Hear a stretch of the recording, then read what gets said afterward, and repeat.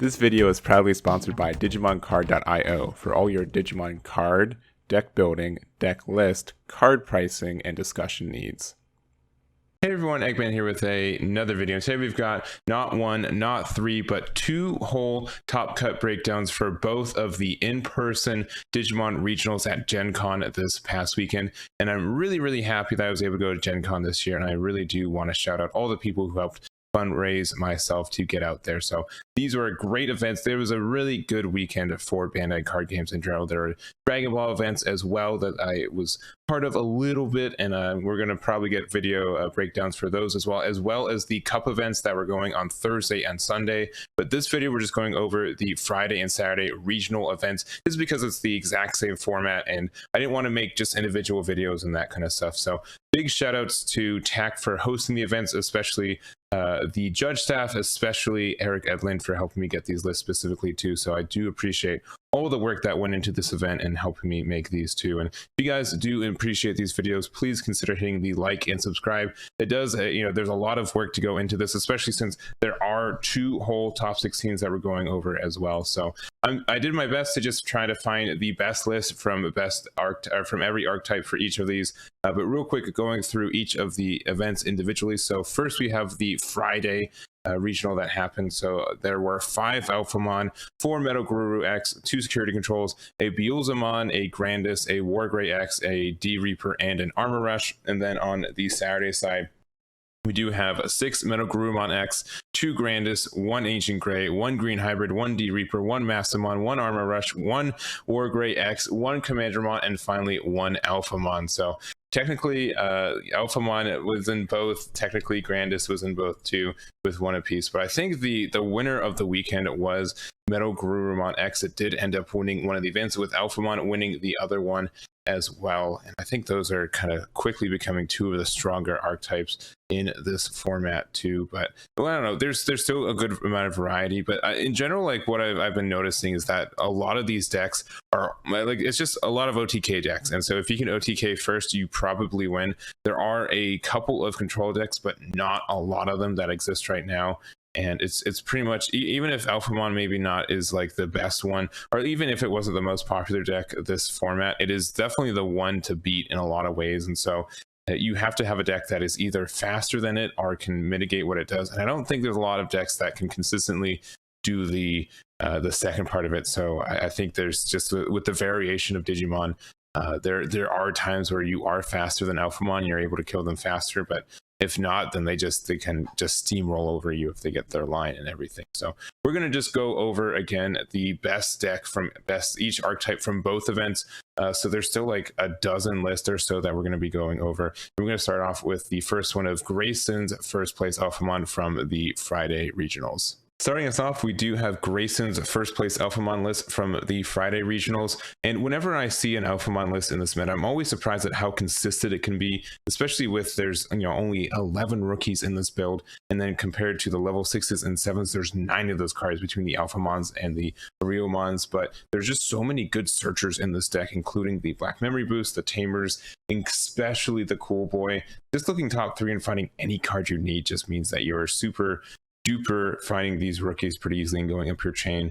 And kind of compared to other archetypes where in the kind of the same vein where you only want to build in your raising, go from there, there's a lot of reasons for this to be able to push up and then still get value and board clearing while you're building up your chain, which is super duper good. Alphamon, I like whenever I see this card, I think this needs to be a Digiball 4. I'm going to say it. It's just too good for a level 3, especially in archetype. You have to kind of like being able to get to this guy as free as you can with a D-Digivolve on top of it when you do your Digivolution, it just seems like it's a little too much. It's a little bit too easy for it. So I think this if this was a level 4, it probably would rein the archetype back a little bit, where I think a 4 cost rather to do the Digivolution instead of a 3 cost. I think it would rein it back a little bit, and but it's just on a tear right now. I do say, like, this is a known archetype.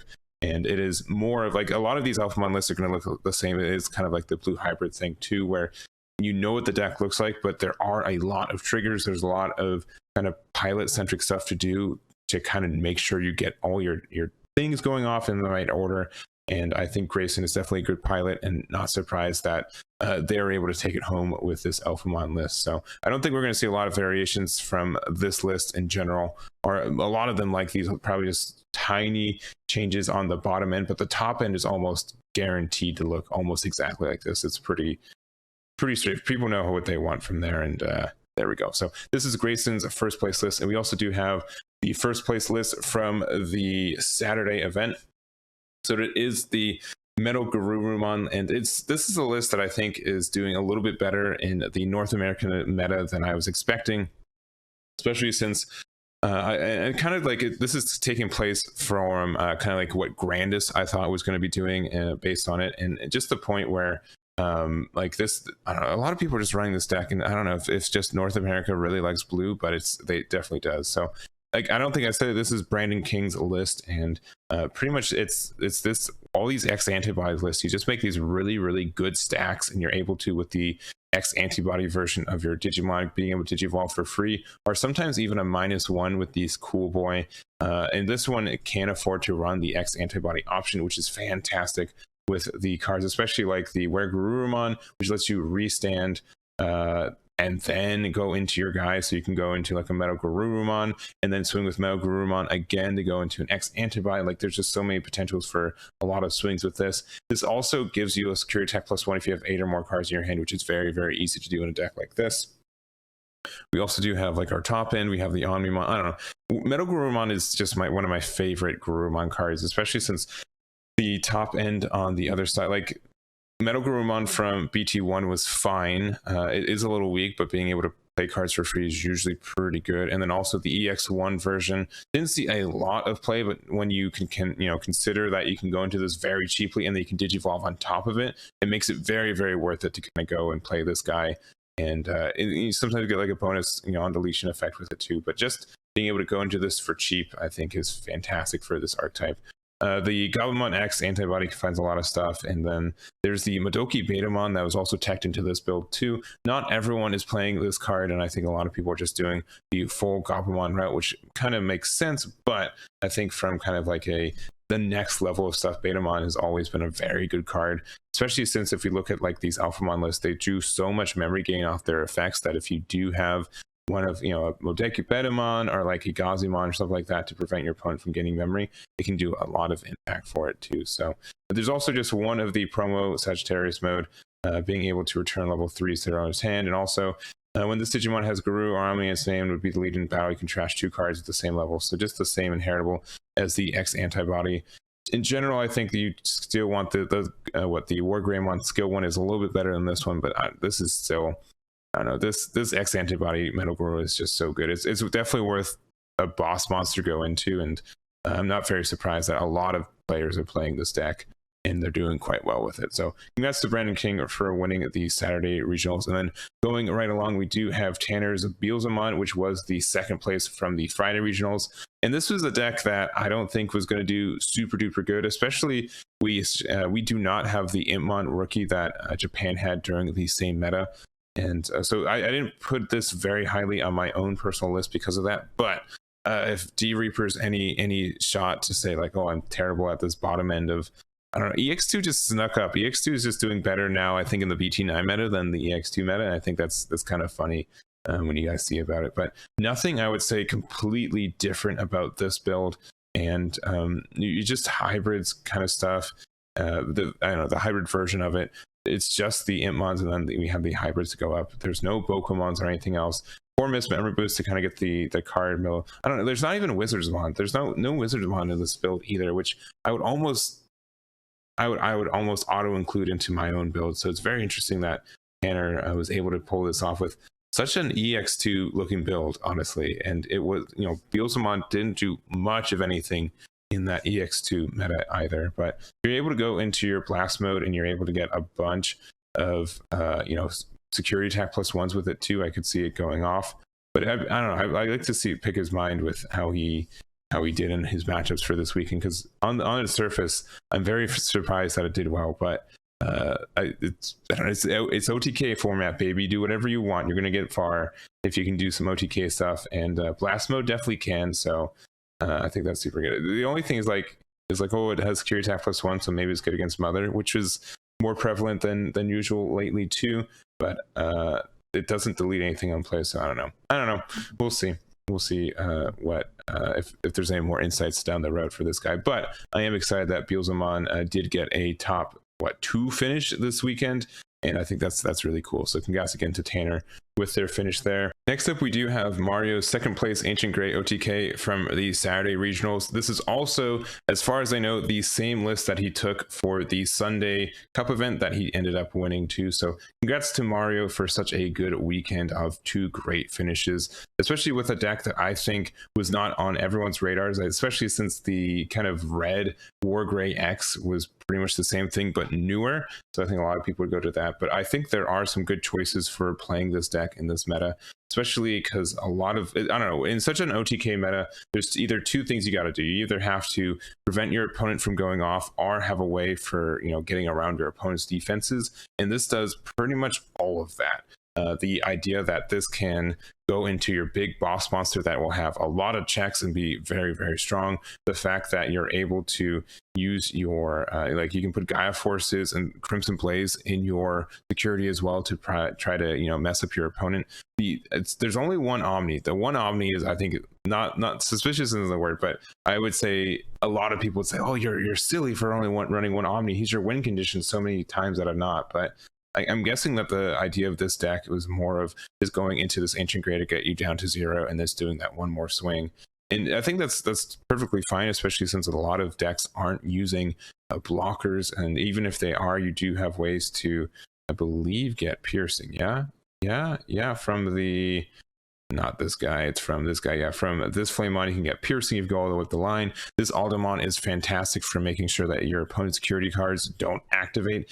And if you're able to get large enough with this AncientGreymon, which is not very difficult, especially with the hero added to your tamer arsenal, this is just very strong. You can get a lot of checks very quickly. And I think the only deck that this does kind of rough against is armor, which I don't think a lot of decks are playing as much, especially since Imperialdramon is not as popular right now, and that would play a couple of versions of Manecci, which would pretty much kind of shut down at this list in a lot of ways.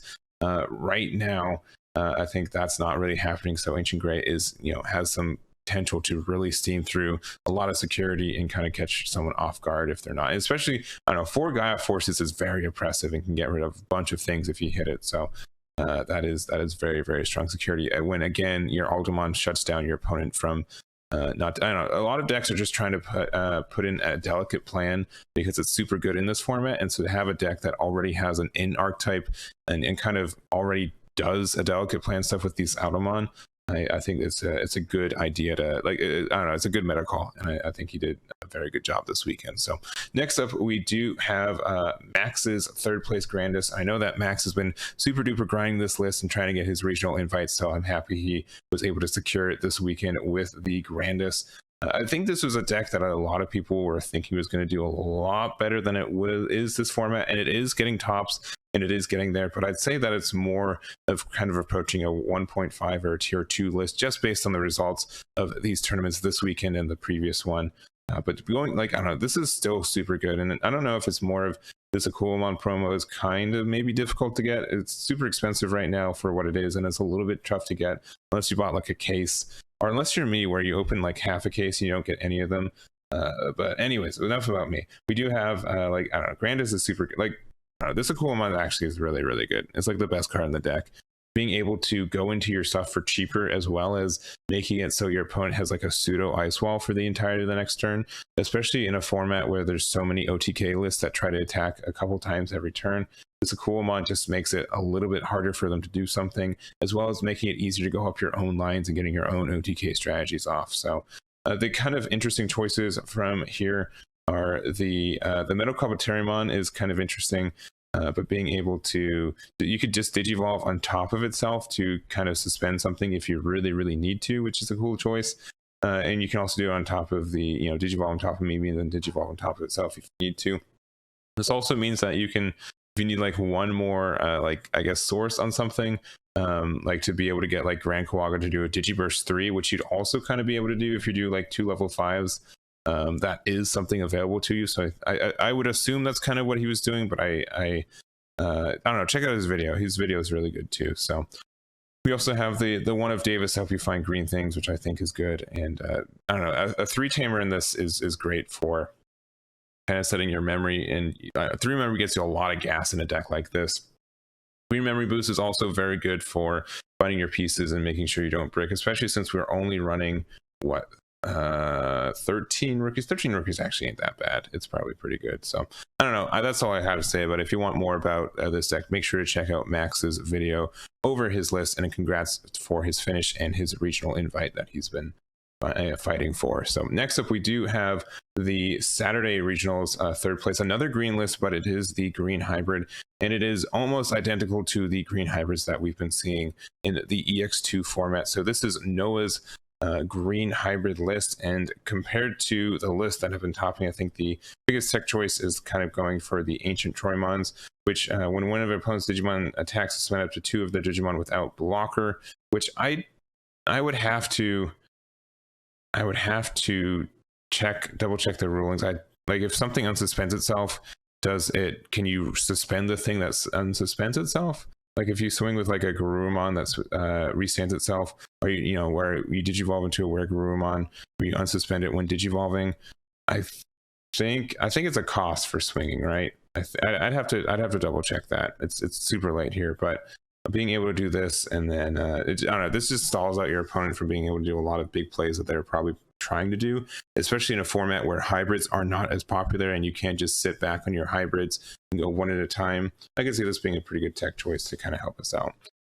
Santi's still good, green memory boost is still good, Mimi, JP, as well as the Izzy. All these are really good. It's a really strong list in a lot of ways, and I'm happy to see that still sticking around. I do really like the green hybrid list. So congrats to Noah there on their finish. Next up, we do have the 4th place WarGrey X by Rebecca for the Friday regionals, and this is I actually played against Rebecca in Swiss for this event with my armor rush, and it was we got to game 3, but man, when you get up to this chain, especially when you're armor rush and you've got like a mega death, she was able to build like the chain with like 2 level 4s with X antibody Greymon, 2 level 5s with MetalGaruru X, and 2 level 6s with the WarGreymon and WarGreymon X. Like there is no way, like I had to use all 4 mega deaths if I want to get rid of her big stack. So very impressive when you're able to get to it, and I do like the aggression you're able to do. And like I also like embarrassingly found out, like when a card's removed from your opponent's security stack, you gain 1 memory.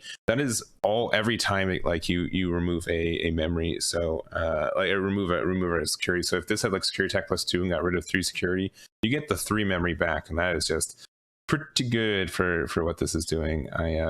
If you're able to go up your chain and find all your pieces, you're definitely winning the matchup. So a good kind of cool boy to X antibody ratio here. So you know, there's the whole line of the Greymons and Agumons are X antibody centric as well. Tie for 2 as well. The Red Men boost, the Force. I don't know. This is a really nasty list when it goes off, and it's very, very strong. So congrats to Rebecca for their top finish there. Next up, we do have Daniel's 4th place D Reaper list, and it's super funny that like people were hyping up D Reaper for such a long time in EX2 and it didn't do anything. And they were like, okay, it's a bad deck. And then BT9 comes out and they're like, no, it's a good deck now. Like all of a sudden it's won 2 events. It won the Otacon regionals as well as it won the Thursday Cup in-person event too. So it's doing stuff. It's a strong list, and it's only got like 2 new cards in the Death Xmon and the X Antibody 2. We're also going to talk about Bradley's list too, which only because it's so short, and this is just going to be a spiel about D Reaper, but it's just super surprising that it's come back, and I think a lot of people weren't expecting it to be the case, but it is kind of here to stay. And it makes sense because the format is super different, especially since we don't have as much yellow hybrid and blue hybrid due to the ban list. But I don't think those decks are done a lot in this format anyways. It's just more of that it has a lot of staying power, and it's the closest thing to what a control deck I think can consistently be in this meta, just because of its survivability as well as having a good kind of end game bomb with the Reaper. The only thing about the Reaper right now is that there's a lot of kind of big boss monsters and ways to remove Reaper insecurity right now that can be kind of intimidating, but I don't know. This is a strong deck and it's doing well. And so this is Daniel's build, and this is also Bradley's build here. The main difference is that Bradley decided to run some creep hands, and so this is the 7th place on Friday list, as well as running some memory tamers as well. But the Starmons are here to stay just because it's a pretty good way to remove cards as well as putting pressure on your opponent by potentially having another card to swing into the next turn, and just going from there. And looking at the searcher counts, we have 18 and 19 between the two, and I think that's fine for what we're doing. We got a bunch of Pendulum Feet and Bubbles, but it looks like the Deathmon and the X Antibody are pretty good additions, I think, to this archetype, and it's doing well because of their additions too. So congrats to Bradley there. Next up, we do have Jimin Han's Armor Rush. This is, again, like most Armor Rush lists look the same. This is pretty similar to what I was running with, instead of the Pyodramons, I was running Chimeramons, and the Magna X, I wasn't running as many, and I wasn't running the Golden Knight. This card I have so many mixed feelings about. Sometimes it's really good, and sometimes it's just really not for it. But if you're running it, you definitely kind of need 4 of the X Antibody. Additionally, when I was playing this deck, I was running 4 Megadeath, which it felt good to consistently see it in security so much, but there's so many, like the decks that I would have the hardest time against wouldn't even be affected by this if I was running. Like they just find ways around it. So I don't know if I just need to be more aggressive or if I just need to kind of ramp up into the X Antibody more often, but I don't know. I still like this deck. I think there's some really good things that it does, especially since sometimes you just win because you go into Flamedramon and it lives its first swing, and then you just win because you fire Rocket the next turn and keep going. So it's a very aggressive list, and I think it has its perks, though. I think a lot of the good decks in the format, like Alphamon, being able to do Digivolve really hurts you. And but it does get around like Grandis, it does get around the Ancient Greymon as well. Magnamon just means you win the Ancient Greymon kind of match a lot of the time. So it's a very, very strong, especially the X Antibody version. If you're able to go up to this, Ancient Grey really can't do a lot to get rid of it and prevent, like, since they need to either hit your security or with piercing get through your stack, there's not a lot they can do if you just got a big Magnamon sitting up there. But anyways, I still do love armor. I still love VMon and stuff. So I think they will probably be peaking up an event every once in a while, probably getting the occasional top 16 finish. So I don't think it's going anywhere, but it does have consistency issues in the sense that if your opponent's able to get into later game, you don't have a lot of ways to get around their big boss monsters. But again, this is Jimmy's list. Congrats to their finish there. And next up, we do have Brett's Mastemon list. And this is like the first time I'm talking about Mastemon, I feel like forever. We do have pretty much like this whole new kind of tech option and kind of alternative archetype in the Mastemon build, which is cool from BT9, but I haven't really seen anyone run it and do super well. So this is, again, Brett's list. He did get 10th place on the Saturday regionals with it. The new additions are the Mycomon, which is a purple yellow, which also plays itself from security for free. An inherent effect on deletion. If this Digimon has 2 or more colors, it gets to gain 2 memory, which is a really, really good inheritable for what you're doing, and being able to get 2 memory for going up your chain. It feels nice. We also have the vicious mode, which has the same on deletion effect. So you can, if this goes up, or both these are underneath a Mastemon, you're able to get like get 4 memory back, which is a lot. It's going to pretty much almost get your turn, go back to your turn every time. We do have the kind of the angels that were expected, but there's no lady. I don't know. There it is. I get it first. I don't know. There's a lot of level 5s in this build. There's so many, and only a couple of rookies, and only a couple level 4s. Like Godamon is one of them too. We also have the Regulimon, which is another level 6. On play 1 purple yellow Digimon with 6k DP or less to recharge without paying its memory cost. If you have 1 or fewer security cards, you may play a level 6 Digimon with Angel or Fallen Angel with trades for trash instead, which includes the Mastemon. So you can just kind of like hard play this for 12 and go up into a free Ardonimon if you Ardinemon if you have the kind of the memory to play with it too. It also means you can just play this if you already have a Mastemon out and go into the Ordine, and then when DNA Digivolving, delete one of your opponent's level 6 or higher Digimon, and all of their level 5 or lower Digimon. For each Digimon deleted, you get to recovery +1, and then on deletion, trash top card of your security stack to play this card without paying its memory. Which just means like if you're able to get like a bunch of your your vicious modes and such underneath it, you get a bunch of memory if this gets deleted, and then you get to bring it back for free. And I don't know, there's a lot of cool stuff and a lot of cool plays with this deck in general. I think the worst thing about it is that it's a little bit slow to start up, which means that you're probably going to get OTK'd by the time that happens. But that doesn't seem to happen with Brett a lot this weekend, so I'm happy he was able to get a top with this list and to see Mastemon kind of show up for the first time a little bit in this meta.